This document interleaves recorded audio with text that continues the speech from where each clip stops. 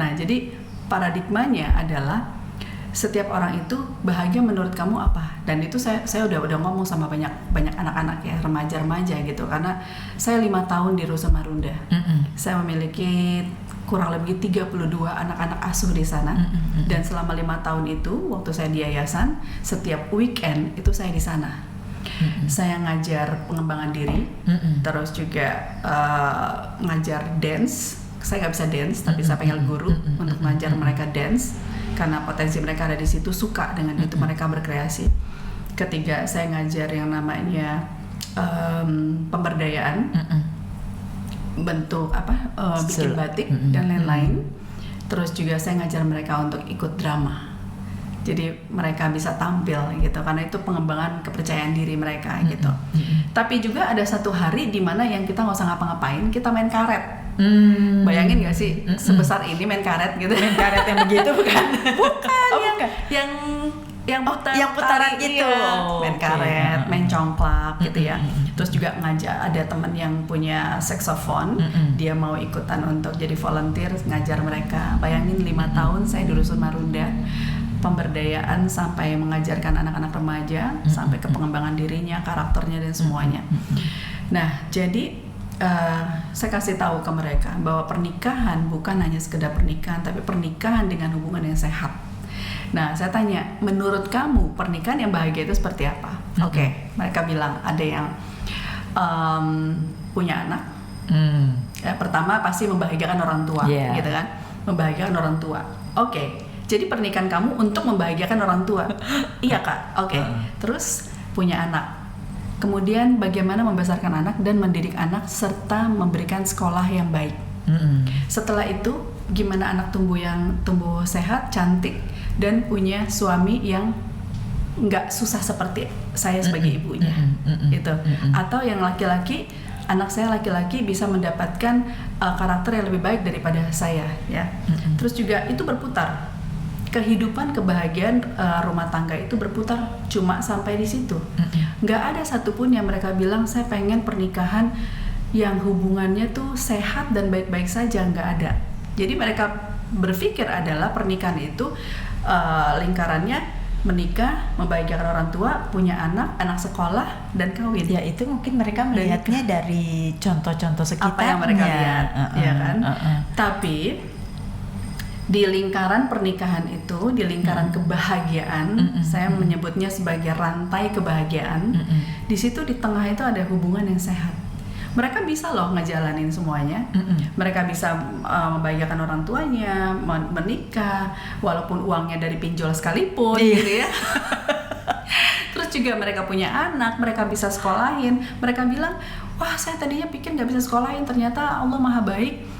Anak saya bisa lulus, pasti bisa. Tapi di dalam pernikahan lingkaran rantai kebahagiaan itu, apakah hubungan kamu berdua sehat dengan suami, dengan pasangan atau dengan beda istri? Ya, sehat dan baik itu ya, Sehat hubungan yang baik dan sehat gitu. Sangat berbeda. Baik belum tentu benar, tapi benar berarti tepat dan sehat. Gitu. Jadi akhirnya saya bilang sama mereka, yang harus kamu lakukan adalah di lingkaran itu menambahkan titik bagaimana kamu memiliki hubungan yang sehat bersama pasangan. Karena begitu anak kamu kuliah dan bekerja, kamu akan kembali bersama pasangan seumur hidup kamu, gitu. Jadi kalau ada orang bilang kamu milih anak apa milih pasangan, saya milih anak. Gak bisa. Anak itu akan punya hidupnya sendiri. Dia akan punya suami atau dia punya istri. Betul. Nah, kalau kita hidup di dalam rumah dia, apa banyak bahayanya. Menjadi orang ketiga. Menjadi orang ketiga. Walaupun itu anak kita kan. Iya, dan itu akan serba salah. Kita sebagai mertua yang baik, sangat baik salah, menjadi mertua yang ikut campur pun lebih salah lagi. Apakah ini masa periode the turning point that yang Mela menjadi pembicara kah atau memang sudah dari muda? Yes, sharing seperti itu. Pastinya kalau kita bicara harus punya prinsip bahwa kita sudah memenangkan pertandingan. Kalau saya belum ada di posisi yang saya bicara, saya nggak berani gitu. Jadi akhirnya pada saat itu saya punya prinsip pada saat kita mengajar, kita belajar. Nah, jadi apa yang sudah saya menangkan pertandingan ini, saya mau mengajar gitu. Bukan berarti saya bukan mengajar ya, berbagi lah gitu. Sharing lah ya. Sharing gitu. Bagaimana saya bisa sharing dengan mereka, apa sih sebenarnya yang hubungan yang sehat itu seperti apa gitu. Psikologi anak itu seperti apa, mendidik anak yang tepat itu seperti apa. Bukan mendidik anak yang baik atau benar saja, tapi harus efektif. Karena kalau efektif itu sangat mudah. Bukan sangat mudah, tapi lebih memudahkan gitu kan. Jadi kita memberikan guideline kepada mereka yang mendengarkan ya dari jadi, pengalaman pribadi. Pengalaman pribadi pastinya. Dan saya senang banget mendengarkan masalah orang, kemudian pulang membaca buku atau mendengarkan podcast atau mendengarkan YouTube yang lain, dan saya mengimplementasikannya. Tapi ironisnya, saya implementasi sama siapa? Suami nggak punya, gitu kan? Jadi saya harus mendengarkan curhatan orang, saya mempelajarinya, begitu ketemu dengan mereka lagi, saya bisa memberikan sedikit solusi atau gitu. Coba kamu jalankan, dan itu ada yang berhasil, ada yang tidak. Yaitu tadi dalam hidup ini positif dan negatif itu selalu ada gitu. Betul. Akhirnya saya berpikir, apalagi ya yang tidak berhasil ini, kenapa mereka gitu kan? Akhirnya saya belajar tentang komunikasi. Komunikasi, kenapa? Banyak orang bilang faktor dari perceraian atau hubungan yang tidak sehat itu adalah komunikasi. Kalau kita bicara komunikasi, dasar dari komunikasi itu adalah memahami kan. Bagaimana memahami? Kita harus mengerti dulu tipe karakter gitu. Nah, banyak kan saya tanya sama teman-teman, kamu tahu tentang korelik pragmatis sanguin melankolik? Apaan tuh? Kalau dia sudah bilang apaan tuh, no wonder mereka konflik gitu. Kalau sekarang namanya udah DISC ya, dominant influence, steady in compliance gitu. Nah, jadi banyak banget dari semua teman-teman atau orang-orang yang saya temuin, kamu tahu nggak tentang tipe karakter manusia yang sudah diberikan sama Tuhan gitu? Apaan tuh? Baru denger gitu. Kamu tahu tentang introvert dan extrovert nggak? Dengar sih, tapi gimana sih gitu kan? Kamu tahu tentang bahasa kasih nggak? Apaan tuh? Gitu. Nah, this is what we call, kita harus mengedukasi mereka gitu. Oke, saya baca bukunya, saya mempelajarinya, saya memenangkan pertandingan. Akhirnya dari situ dulu saya harus mengajarkan ke mereka, berbagi dengan mereka bahwa sebelum kita berkomunikasi, kita harus memahami yang namanya tipe karakter. Tipe karakter, balik lagi ke self awareness lagi. Self awareness, tipe karakter saya apa? Kemudian begitu saya menemukan orang lain, keluarga, pasangan, mereka tipe karakternya apa? Gitu. At the end, maksudnya waktu melakukan itu sembari mempelajari terus ya, kan terus keep on going gitu. Itu apakah punya satu pemikiran bahwa gue achievement yang kali ini nih, gue mau jadi counselor gitu, atau gue mau jadi pembicara, atau gue mau jadi itu, apakah itu dalam proses yang seperti ini yang membuat kita tuh bukannya rajin ya, jadi betul-betul memiliki fulfillment tadi kan. Iya. Nah, kembali tadi ke yayasan yang 5 tahun tadi, di situ saya dituntut untuk membuat program kan. Programnya adalah counselor, seminar, core-nya di situ, counseling, training ya, atau seminar, dan event. Event itu ya udah pasti event keluarga lah, semua tentang keluarga. Artinya ada konselor di situ. Jadi program itu saya buat, sistemnya dibuat gitu ya. Otomatis saya pun menjadi seorang konselor gitu. Dan konselor kita bukan hanya untuk perkawinan, tapi untuk ke lapas-lapas, ke penjara-penjara wanita gitu. Nah, disitulah akhirnya saya ingin melanjutkan ya, seperti kita ngobrol tadi waktu kita lepas dari suatu perusahaan, saya ingin melanjutkan gitu. Jadi waktu saya mendapatkan ilmu banyak di yayasan keluarga ini, dan saya menghadapi problem every day. Setiap hari yang saya lihat problem, sampai tahu nggak? Saya tuh sakit. Kenapa? Karena saya nerima terus kan, nerima sampai akhirnya kita nggak bisa kalau tidak memecahkan masalah gitu loh. Kenapa? Karena ada empati tadi, gitu kan, compassion gitu. Jadi kalau mereka tengah malam, Bu Mela nangis, gini, saya tadinya ngantuk bisa bangun, Oke, saya buka laptop, saya sambil ngetik, oke, Mas, jadi masalah kamu apa, gini-gini. Akhirnya saya mengobserve gitu kan. Dan itu yang saya lakukan hari demi hari. Sampai karena saya orang introvert ya, Sabtu Minggu saya nggak ngabisin di mall. Saya di rumah, buka laptop, buku setumpuk, teleponin. Oke, masalah kamu apa, gini-gini. Sampai teman saya bilang, lu goblok banget sih. Lu bodoh banget sih, yang bukan bagian lu nggak usah kerjain gitu. Tapi saya tetap punya prinsip, ini bukan bagian Tuhan saya ambil, tapi ini cara saya mengobservasi, mempelajari, mengimplementasikan sampai kalau saya punya jodoh saya siap, atau saya harus menjalankan mimpi saya siap gitu. Akhirnya saya mempelajari itu. Singkat cerita 25 tahun sudah saya ada di posisi itu, sampai akhirnya saya memutuskan gitu, saya harus mind mapping gitu ya. Yang namanya mencari jodoh udah nggak ada tuh di mind mapping saya, udah nggak ada, itu udah urusan Tuhan lah gitu ya. Tapi singkat cerita memang Tuhan memberikan dan saya baru mulai 2 tahun ini. Kemudian 2 tahun ini saya tadinya fokus kepada suami saya karena kita baru ya, bukannya bucin, tapi saya benar-benar harus fokus dulu, adjustment adjustment sama dulu. Yang lain. Setelah itu saya bilang sama beliau, ini loh saya ceritain background saya bilang setelah saya punya suami, saya pikir atau saya menginginkan, saya punya mimpi, kita bisa bersama-sama melakukannya. Nah, 2 tahun ini kan saya memenangkan pertandingan dulu. Jangan-jangan setahun saya cerai lagi, gitu kan? Menjaga supaya menjaga gitu kan. Nah, akhirnya saya melihat 2 tahun ini kita benar-benar soft banget. Dan kok bisa ya match gitu loh. Jangan-jangan sama. Iya gitu.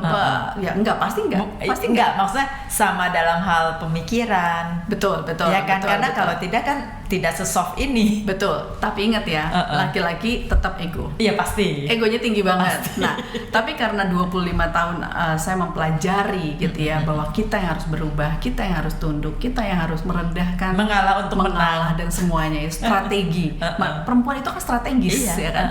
Jadi tekniknya, jadi akhirnya saya memenangkan pertandingan, bisa membuat hubungan ini menjadi sehat.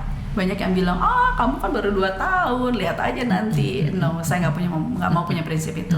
Saya bisa 2 tahun ini, berarti saya akan bisa sampai seumur hidup saya gitu. Nah, jadi akhirnya saya bilang sama suami saya akan melanjutkan mimpi saya. So, 5 tahun ke depan, saya mau membuat sebuah learning center atau apapun itu namanya, sekolah perempuan temanya, dan itu benar-benar mempersiapkan premarital, pranikah. Berarti perempuan dan anak ya? Enggak. Perempuan dan anak. Anak perempuan lah maksudnya gitu ya. Premarital lah, yang pasti itu dimulai dari anak-anak remaja, milenial gitu ya, karena mereka benar-benar, karena saya merasakan saya masuk pernikahan itu benar-benar tidak ada yang mempersiapkan. Oh, berarti kamu mengambil topik atau fokus di premarital, itu bagus banget loh. Ya, premarital, pranikah. Premarital. Kemudian nggak sampai di situ gitu ya. Begitu pernikahan itu harus ada yang namanya hubungan yang sehat. Ini apakah edukasi yang formal atau kembali lagi menjadi seperti life education lah, life education, jadi informal ya, bukan akademis ya. Kemudian juga banyak janda-janda ya seperti saya gitu ya. Bagaimana memulai hidup baru lagi. Pada saatnya bagaimana mereka menjadi janda dan harus mempersiapkan gitu kan. Banyak banget yang mereka punya mindset, udahlah gua udah tua nggak mau nikah lagi. Tapi kalau Tuhan bilang kamu nikah, apakah kamu siap gitu kan. Sebenarnya menikah itu kan ya namanya ibadah ya, ibadah. Nah, akhirnya saya bilang sama suami, kita nih ibadah. Saya menikah dengan kamu ibadah, tapi ibadah itu bukan cuma apa yang kita lakukan di dalam keluarga, tapi kembali lagi pernikahan tentang orang banyak, sama dengan leadership.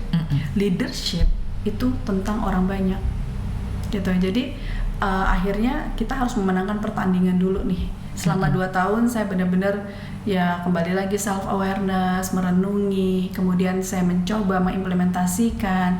Akhirnya saya merasa match, yuk langsung kita bangun. Jadi dan mau juga pasangannya sangat mau. Karena dia bilang apa yang saya dapat hari ini saya tidak mendapatkannya, saya nggak mau ngomong gitu ya. Maksudnya dia merasakan apa yang seharusnya dia share ke orang lain gitu. Dia juga mau memberikan kebahagiaannya untuk orang lain, karena saya bilang tadi prinsipnya pernikahan itu bukan untuk kita dan kamu, saya dan kamu, bukan you and me, tapi orang banyak. Makanya kenapa saya bilang kita keluarga inti dan keluarga besar di luar sana. Karena kita harus menginspirasi mereka. Apa yang harus kita tinggalkan pada saat kita dipanggil Tuhan nanti. Betul. Saya nggak bisa ngasih, saya bukan anak konglomerat yang bisa kasih 100 triliun untuk Indonesia tapi itu kan tidak mengedukasi. Karena kamu punya 1 triliun, tapi ya habis. Tapi apa yang kita berikan harus sesuatu yang ada legasinya, yang terus sustain. Mungkin beradaptasi dengan situasi dan kondisi ya, tapi itu akan terus terbawa. Karena basicnya ini seperti kita orang tua kalau dulu anak-anaknya kan diajarin beretika. Sampai dengan saat ini kan akhirnya bertambah lagi bagaimana beretika di dalam dunia digital, ya kan. Tapi etikanya ini masih terus. Yes. Ya kan, dari masih kecil mungkin dia bilang dulu mamanya mami itu orangnya orang dulu lah, keras kan, Belanda dudut gitu kan. Nah itulah betul, sama dia juga bilang kita waktu kecil-kecil apa yang mami alami, mami tidak mau memberikan itu kepada anak-anak mami. Mami akan memberikan yang baik-baiknya saja. Karena apa? Kan periodenya berbeda. Mungkin saat itu karena saat peperangan atau apa perlu yang sekencang dan sekeras itu ya. Didoktrin lah sedikit kalau kita bisa ngomong. Tapi sekarang ini kan enggak.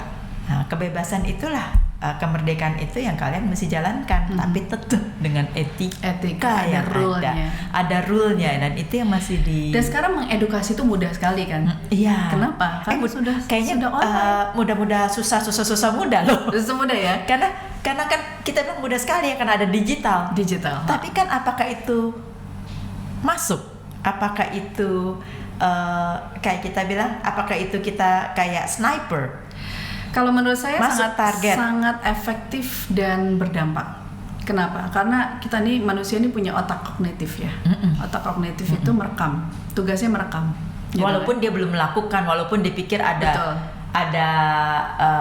ada sifat cuek aja gitu. Tapi sebenarnya itu secara nggak sadar terekam. Jadi memang kita harus berperang. Sekarang ini kan yang namanya media sosial itu positif dan negatif bersama-sama. Scrolling pasti keluarnya positif negatif. Banyakan negatifnya malah. Banyak yang negatif ya. Tapi kita salah satu orang yang mengambil alih, kita mengambil ruang untuk berpartisipasi, memberikan sesuatu yang positif. Kan bukan cuma kita, masih banyak orang lain yang positif. Tapi dimulai dari kita, gitu. Jadi buatlah konten-konten yang positif, gitu. Tergantung dari ritme algoritmanya juga kan. Kalau kamu mau cari positif, besoknya keluar terus tuh. Betul ya kan? Betul. Nah, saya sendiri survei gitu ya. Iya, aku suka loh sama ini, aku suka sebut aja Mary Riana, si ibu ini gitu. Suka nggak suka, pada akhirnya mereka ngelihat lagi gitu. Nah ini yang harus kita lakukan gitu. Jadi kita harus juga mengambil ruang untuk ikut serta di dalam media sosial ini gitu. Ya, kita harus konsisten lah ya. Kalau kita misalnya ada kesukaan seperti itu dengan komitmen yang nggak usah tinggi-tinggi lah, tapi yang penting konsisten aja. Dan nggak perlu takut apa yang kita bicarakan itu salah atau benar. Salah atau benarnya ya. Yang penting kita kontribusi. Betul. Dan kalau itu mengenai pengalaman kita sendiri, kan nggak ada salah benarnya. Mungkin salah di Melanya, tapi benar di kitanya kan, itu kan pengalaman. Iya, betul. Kalau kita melihat sosial media atau media sosial ini ya, ada sesuatu yang lewat. Ini gue banget nih. Oh iya benar. Gue nih lagi di posisi ini nih, ya kan? Save, ya kan? Lewat lagi. Bukan gue. Gue banget nih gitu. Jadi setiap orang itu akan men-save atau merecord yang memang ini gue banget gitu. Jadi ya nggak apa-apa, dari 275 juta orang di Indonesia ambil 10%-nya aja, kita udah kontribusinya banyak banget. Aduh, 1% lah. 1% deh gitu. Untuk seorang kita gitu ya. Jangan dong, kita harus berpikir yang besar. Jadi 1% saja atau 10% saja kita udah kontribusi banyak buat Indonesia gitu. Apalagi kalau kita berkolaborasi. Gitu. Mela Noviani, Lucia berkolaborasi. Wow. Kenapa enggak ya? Itu bukan 1% lagi, jadi 2% lah. 2%. Tapi bagus gitu. Sih, maksudnya dari pengalaman, I always believe ya, dari kita akan sangat mudah berkomunikasi atau bicara apabila itu memang kita mengalami. Nggak cuman kita sendiri ya, bisa juga kita dari mendengarkan teman. Kayak sekarang nih kan, I absorb, I get it from you pengalamannya. Oh ternyata nggak semudah orang berpikiran kalau gue kalau kayak gitu kayak si Mela mah gampang lah gue mah gitu ya. Ternyata kan orang berbeda-beda dalam switching satu periode ke periode yang lainnya gitu loh. Itu life is journey. Life is journey kan. Life is a journey. Iya. Gitu Jadi kembali lagi kalau menyimpulkan, achievement kita bisa dapat semua, tapi pasti ada yang namanya kehilangan arah, emptiness, ada hole yang harus kita tutup. Kita tutup itu dengan apa? Kasih. Tanya nih, di dalam kita kan mendengarkan ini your journey gitu ya sampai dengan detik ini, walaupun ada ups and down-nya. Di saat mana yang Mela merasa bahwa terpuruk sekali yang hampir tidak bisa bangkit? Pernah nggak? Hampir tidak bisa bangkit. Pada saat pandemi. Oke. Di situ pun masa cuti aku, masa sabatikal aku ya. Sempet ya namanya juga manusia ya, masih dicubit masih sakit gitu. Jadi setelah saya keluar dari yayasan itu, resign ya, hanya jabatan 5 tahun. Kemudian tiba-tiba saya mencoba kembali gitu loh. Ini seru banget nih. Kalau yang namanya panggilan tuh kita nggak bisa kemana-mana. Nggak bisa kemana-mana. Ngumpet juga nggak bisa ya? Nggak bisa. Magnetnya itu kencang banget rasanya gitu. Jadi kepengen dong ngeliat teman-teman, aduh gue nih udah cutinya lama banget, udah nggak pernah lagi tuh kumpul sama yang sosialita Jakarta gitu ya, aduh kok kangen ya gitu gini. Sport gitu, outdoor setiap hari 24/7. Jadi itu benar-benar yang kayak aku memulai kembali dengan kehidupan masa lalu aku. Bukan negatif sih, tapi senang aja kumpul sama teman-teman gitu ya. Kembali lagi. Iya, jadi gitu, return comeback gitu iya, ya. Kan? Tapi begitu tiba-tiba boom pandemi. Nah, di situ aduh, anakku sekolah di luar negeri. Terus juga bisnis drop 62%. Itu masih mendingan kita tutup. Wow. Karena kan nggak bisa terima orang, nggak bisa betul. Program juga cut.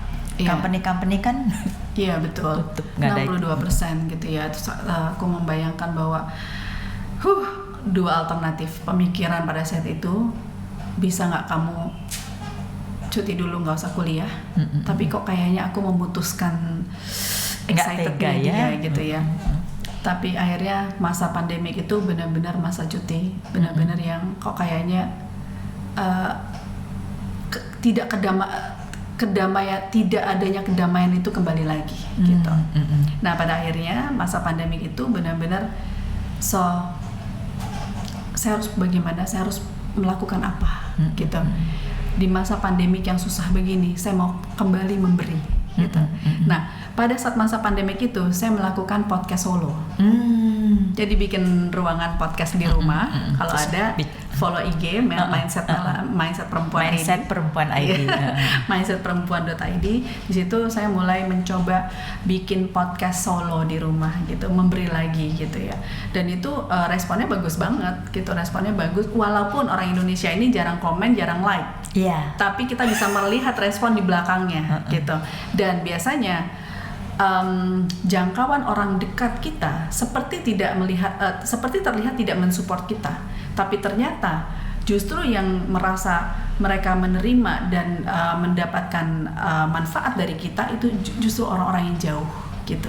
Jadi banyak yang mereka langsung inbox gitu, Bu Mela buat lagi dong, Bu Mela bener banget nih saya begini Bu, apalagi pada saat masa pandemik dan lain-lain gitu. Tapi kalau di orang sekitar kita ini mensupport nggak, walaupun tidak menunjukkan gitu? Tidak menunjukkan.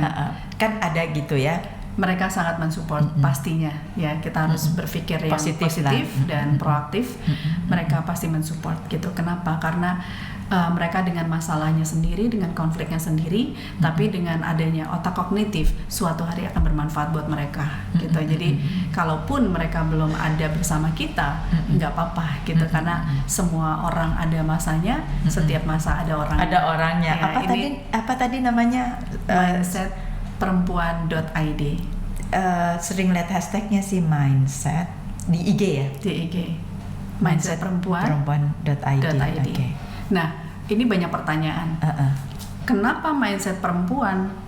Yang namanya mindset itu kan milik perempuan dan milik laki-laki, bener ya? Gitu. Nah, saya bilang, saya suka banget pertanyaan itu, karena yang namanya perempuan diciptakan berbeda dengan laki-laki. Sebenarnya perempuan itu lebih kuat loh dari laki-laki. Saya mengendorse dan mengaminkan. Karena ada satu kelebihan perempuan yang tidak dipunyai oleh laki-laki. Betul, ya kan? Ya kan? Perempuan itu strategis banget, multi talented banget. Dia bisa masak, ngerjain semuanya. Laki-laki cuma satu, bagaimana mereka bisa memiliki penghasilan dan membahagiakan keluarganya gitu ya. Dan kesenangannya dia sebagai laki-laki. Tapi perempuan bisa berpikir strategis.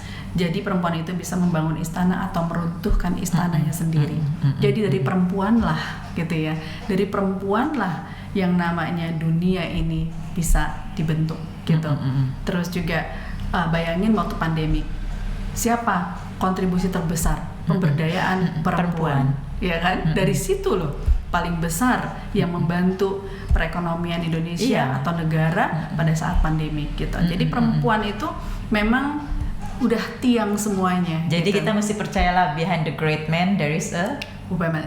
Ya, jadi itu memang dan itu dari abad yang keberapa loh udah dibicarakan seperti itu kan? Jadi ya perempuan.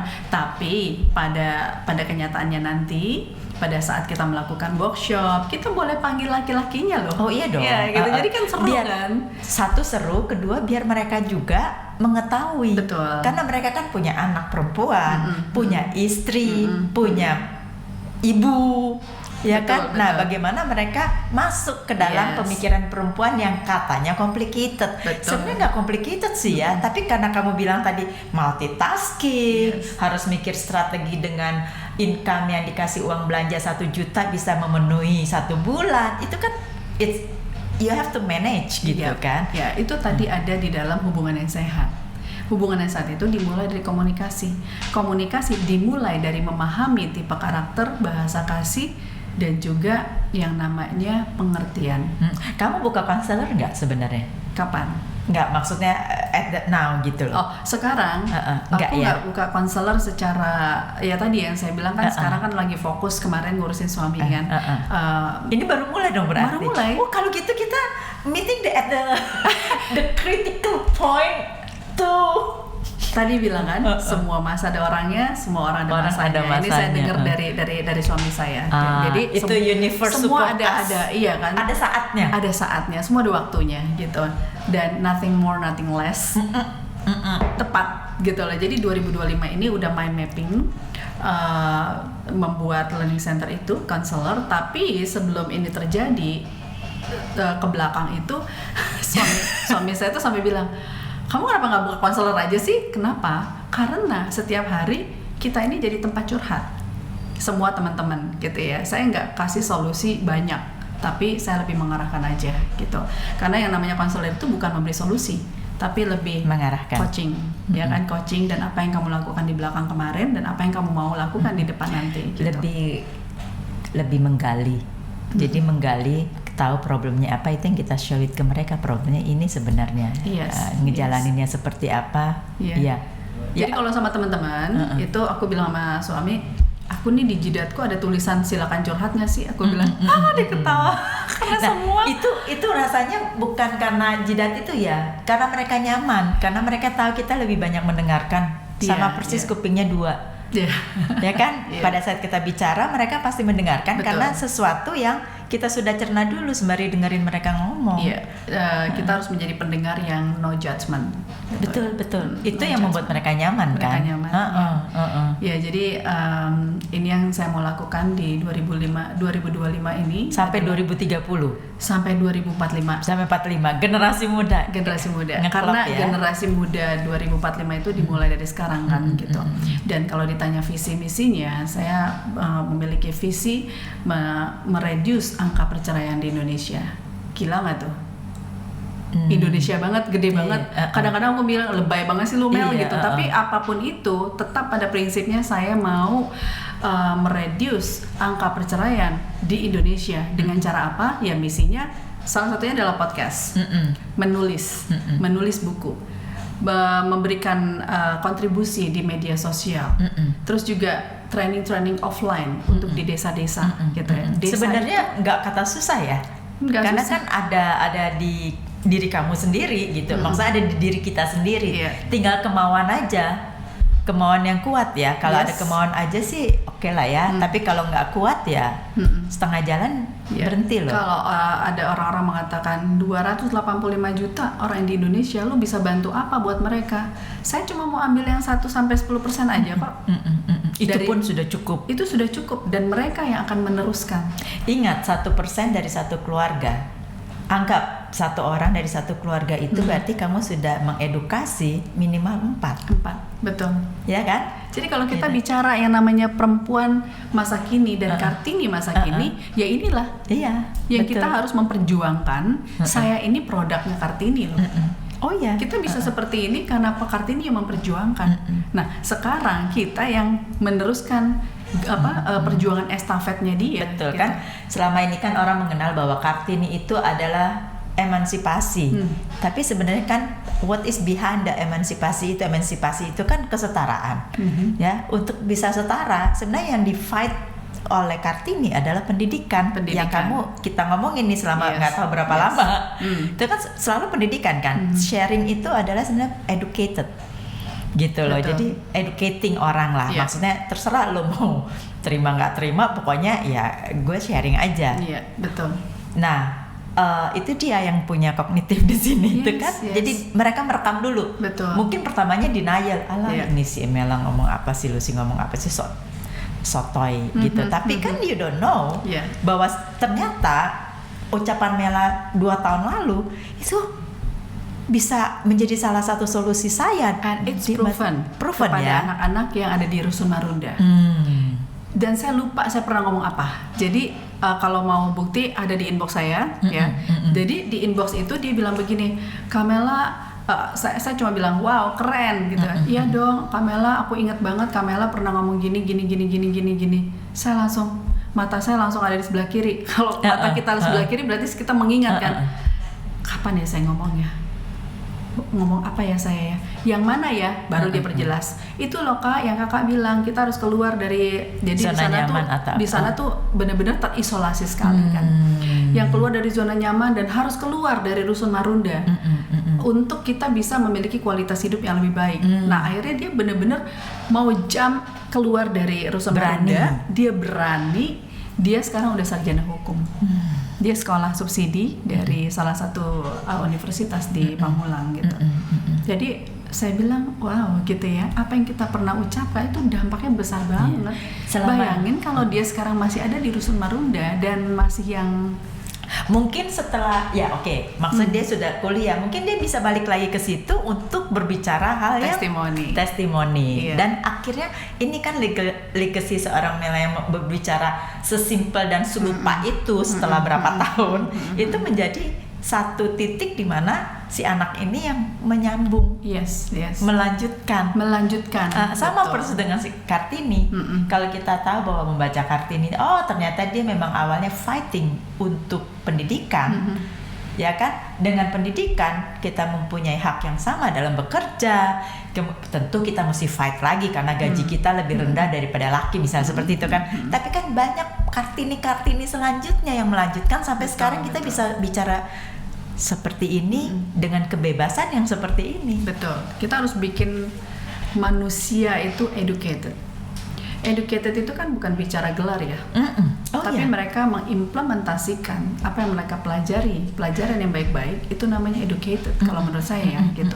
Jadi kalau dia mau sarjana atau dia magister atau dia doktor sekalipun, kalau dia tidak mengimplementasikan pelajaran yang ada atau memiliki perilaku yang tidak baik, etika yang tidak baik, itu nggak educated gitu. Jadi bagaimana kita menerapkan pelajaran ini menjadi mereka yang educated.